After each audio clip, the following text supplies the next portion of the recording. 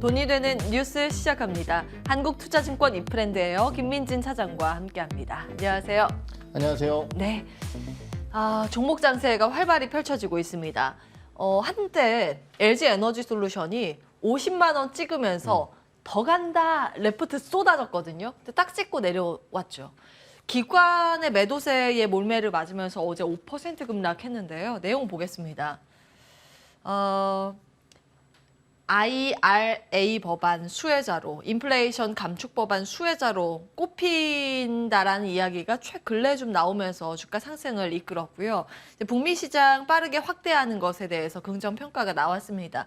다만 이 주가의 부침이 딱 50만 원 기점으로 나타나고 있는데 라운드 피겨라고 하죠. 저항 매물대가 좀 있는 편인데요. 어떻게 해석하시는지요? 네, 사실 이제 어제 LG에너지솔루션이 빠진 것을 살펴보게 되면은요, LG에너지솔루션만의 문제였냐? 그거는 당연히 아니라고 생각을 합니다. 다른 종목에 비해서 낙폭이 좀 심하지 않았어요? 그렇지 않다. 뭐 올라온 거 대비해서는 그럴 수도 예. 있는데 이렇게 생각을 하고 있어요. 지난주 이제 금요일부터 그동안 시장의 주도주라고 할 수 있었던 종목군들이 빠지기, 약간의 흔들림이 나타나기 시작을 했고요. 어제 같은 경우는 주요 대표 업종 주자들이 크게 빠졌습니다. 뭐 종목군을 하나씩 나열해 드린다라고 한다면은 태양광 쪽에서의 최근 대장주는 현대에너지솔루션이라는 기업이었죠. 어제 두 자릿수 이상의 하락률을 기록을 했습니다. 그리고 이제 네옴시티 관련 쪽에서는 한미글로벌이라는 기업이 최근 어마어마한 퍼포먼스를 보였었는데요. 역시 급락세를 보였었고요. 폐배터리 관련주 빼놓으면 억울하죠. 그만큼 주가가 많이 올라왔는데요. 예. 어제 상당 부분 주가가 많이 빠졌습니다. 그렇기 때문에 어제 LG에너지솔루션에 대한 5%대의 하락, 이걸 가지고 뭐 LG에너지솔루션에 대한 문제다라고 보기에는 어려울 것 같아요. 예. 다만 이제 우리가 고민해야 될 부분은 그러한 주가의 하락이 왜 나타났느냐. 결국은 우리가 흔히 얘기하는 태조이방원이라는 종목군들의 주가 흔들림이 나타나기 시작했었던 가장 큰 원인은 기관들의 차익 매물 시도였고, 이러한 부분들과 함께 LG에너지솔루션도 전일 기관들의 매도가 좀 과도하게 나타나다 보니까 결국은 이제 우려감이 좀 커질 수 있다는 부분입니다. 예. 하지만 그럼에도 불구하고 지금 발표되고 있는 LG에너지솔루션에 대한 여러 가지 주변 상황들, 뭐 지금 여기에 뉴스 기사에 있었지만은 IRA 법안에 대한 최대 수혜다, 이런 부분들은 뭐 여러 가지 얘기를 했었던 것 같고요. IRA 법안이 왜 그러면은 나타났느냐? 결국 이 미국 내 공급망 확충이라는 측면에서 중국을 견제할 수 있는 기업이라는 측면에서 봤을 때 그러면은 대항마가 될 수 있는 거의 유일한 기업이 어디일 것이냐를 봤을 때 결국 LG에너지솔루션이라는 것이거든요.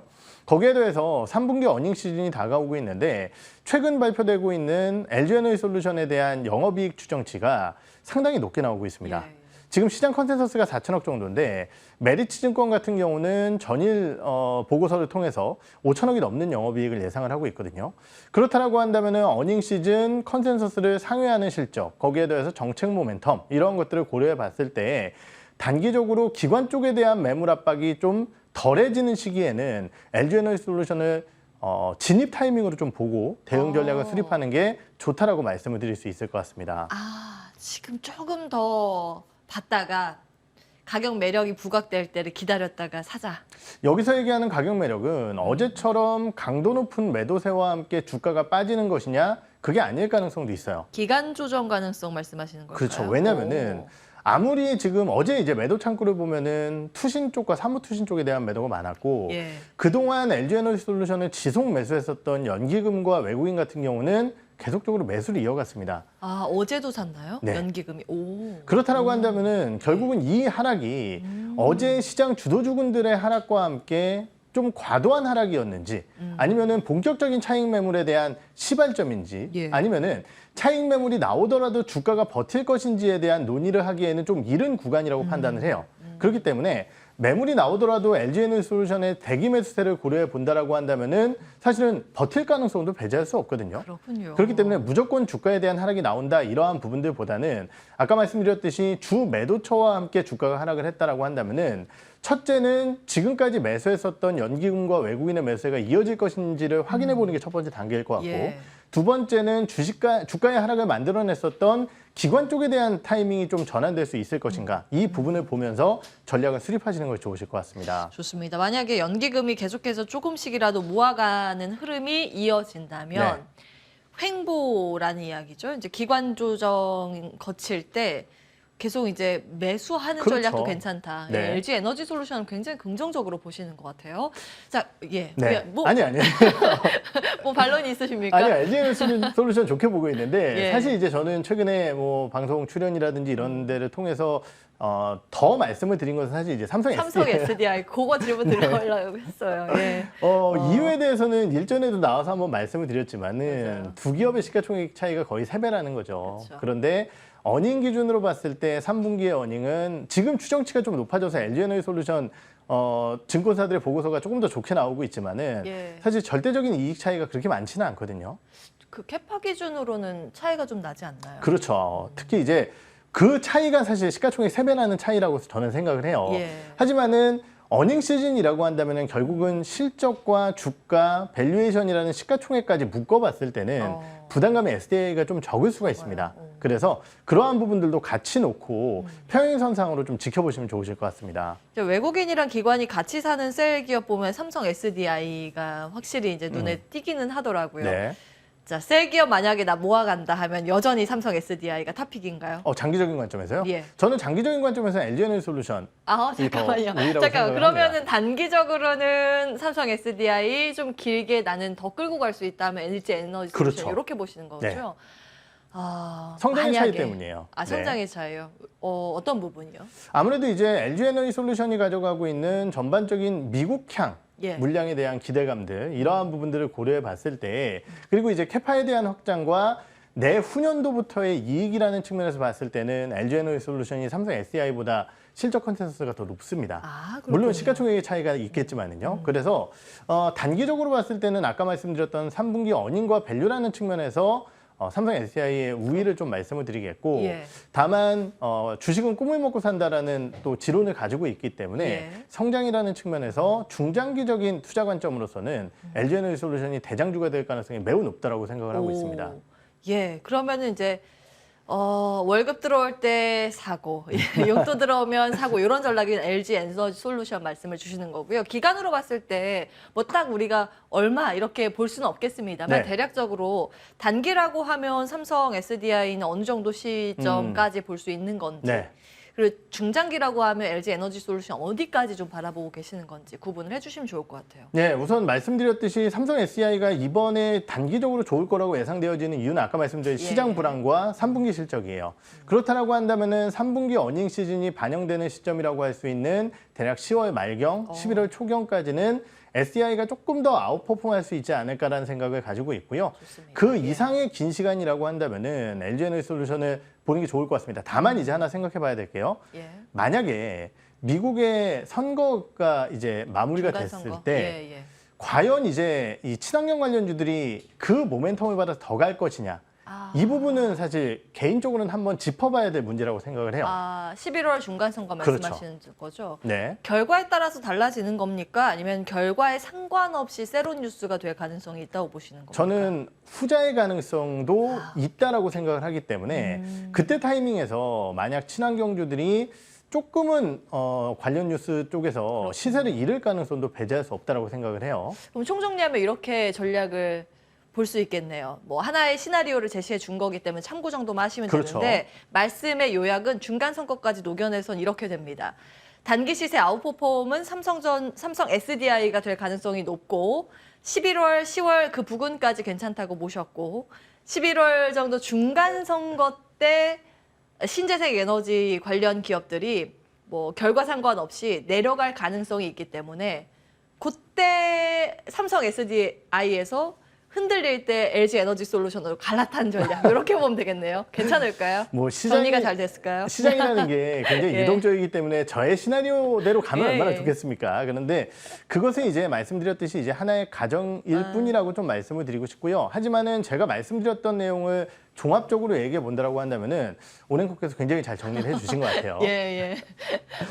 이제 이게 뭐 100% 맞다 이건 아니라는 거 알고 계실 겁니다. 여러 가지 시나리오 가운데 정책 방향까지 좀 녹여낸 전략이라는 점, 상승과 하락에 대한 논리는 기억해 볼 필요가 있겠습니다. 시점으로 보자면 그렇다는 거고요. 11월 중간 선거라는 기점 다시 한번 기억을 해보겠습니다. 다음 기사 열어보겠습니다. 자, 이번에는 자율주행 시대를 앞두고 있는 현재 구간 중간 점검을 해보겠습니다. 어제 국토부에서 그 로드맵을 발표했는데요. 모빌리티 혁신 로드맵 크게 한 3가지 정도는 됩니다. 자율주행과 그 나르는 택시가 있는 도심 항공교통 그리고 물류, 시스템 물류 쪽인데 일단 주가 측면에서 우리가 직결돼 있는 섹터라고 하면 이 두 파트가 되기 때문에 이렇게 나와 있습니다. 뭐 자율주행은 앞으로 계속 우리가 봐야 되는 산업이기 때문에 이 관련주들을 어디에서 시세를 내고 어떤 종목으로 봐야 하는지가 이제 과제입니다. 다음 보시죠.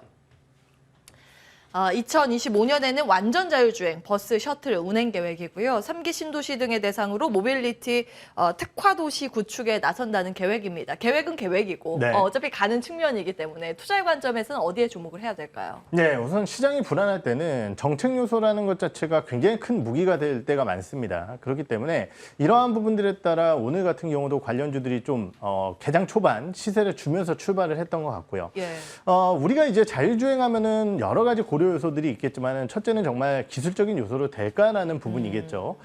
정말 잘한다는 테슬라 같은 경우도 흰색 트럭 앞에 있으면은 사고 나는 경우 많이 봤는데 이게 정말 그래요? 될 것이냐 그런 사고가 꽤 있었죠 그 예전에. 사물 인지가 안 돼서 그런가요? 그런 것들이 이제 몇 건 있다라고 보도가 되고 있죠. 예. 그리고 이제 그러면은 그 외적으로 다른 방법을 쓰는 과연 자율주행이 정말 진행이 될 것이냐. 사실 기술적으로 봤을 때 테슬라가 가장 우위로 얘기가 나오고 있는 상황이기 때문에 예. 사실은 만만치 않다라는 게 첫 번째 이슈일 것 같고요. 두 번째는 항상 자율주행하면은 문제는 기술적인 요소도 기술적인 요소지만은 제도적인 측면입니다. 왜냐면은 만약에 사고가 났을 때 그럼 이거를 완성차 업체한테 문제를 물어야 될지 아니면은 손 놓고 운전한 운전자에게 문제를 물어야 될지 수년째 논란입니다. 그죠? 아니면은 소프트웨어를 개발한 소프트웨어 혹은 하드웨어를 개발한 하드웨어 개발사들한테 문제를 물어야 될지 이게 참 논란 자체가 많다라는 거죠. 그렇기 때문에 이 논의 자체는 여러 가지 앞으로의 수정과 방안을 좀 가져가면서 진행이 될 것이지만은 우선 정책적인 부분으로서의 제도 혁신이라든지 아니면은 규제를 좀 개편해 주겠다라는 얘기를 했기 때문에 당연히 관련주들에 대한 기대감은 높아질 수 있고 어제 발표한 내용 중에서는 방금 말씀 주셨듯이 결국 이제 자율주행과 관련된 여러 가지 소프트웨어, 하드웨어 관련된 기업들 그리고 UAM 관련된 부분 쪽으로서의 기대감을 좀 가져가 볼 수 있겠고요. 항상 말씀드렸지만은 이러한 테마성적인 움직임 혹은 정책성적인 움직임 같은 경우는 대장주를 보는 게 맞습니다. 그렇기 예. 때문에 과거의 경험칙적인 측면에서 봤을 때 어떠한 종목군들이 제일 시세를 줬느냐 이런 것들에 대한 판단을 하고 대응 전략을 수립하시는 것이 좋으실 것 같습니다. 사실 엮여있는 테마주가 굉장히 많아서 네.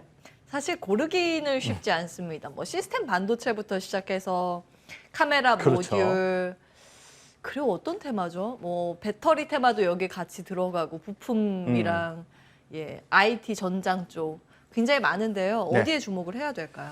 우선 제가 준비한 기업은 UAM이지만은 우선 이제 자율주행 먼저 말씀을 드리면은 오늘 시세로서는 아침에 모트렉스라는 기업이 좀 맞아요. 세게 올라왔어요. 예. 이 기업 같은 경우는 이제 뭐 내비게이션이라든지 이런 것들을 하는 기업인데요. 그러다 보니까 이제 좀 관심 있게 올라온 것 같고요. UAM 쪽에서는 베셀이라는 기업을 말씀드리는 이유는 결국은 이제 이 회사가 첫째로서는 기존에 이 UAM 관련된 이슈가 나왔을 때 좀 세게 올라왔다라는 점이고 결국은 이제 여러 가지 항공 쪽, 특히 이제 무인항공 쪽이라든지 이러한 부분들에 대한 기대감들을 좀 가져가고 있는 기업이다라는 측면입니다. 특히 이제 현대차와 한국항공우주, 국책 과제까지 좀 선정을 한 이슈가 있기 때문에 관련주의 주가 흐름 기대를 좀 해보도록 하겠습니다. 예. 뭐 이뿐만이 아니라 지금 네. 말씀해주신 섹터 외의 테마주들도 굉장히 많이 움직이잖아요. 네. 뭐 통신 장비도 사실 여기에 확장된 키워드 가운데 하나일 것 같고, 네. 모바일 어플라이언스 뭐 이런 것들은 왜 뜨는 건지. 그랬었죠. 예. 그 기업도 사실은 대표적인 자율주행 관련주이고요. 5G 관련주들은 우리가 이제 자율주행이라고 한다면 사실 정말 얼마나 빠르게 반응할 수 있을 것이냐. 예. 그렇기 때문에 통신의 초지연성이라고 하죠. 이게 이제 굉장히 중요하거든요. 그래서 이제 5G 관련주들도 관련 범주에 속해 있지만은 아무래도 이제 가장 밀접하게 연결되어 있는 기업들은 아니다라고 생각을 하고 있기 때문에 말씀드렸던 기업들이 조금 더 중점적으로 움직이지 않을까 이런 생각을 하고 있습니다.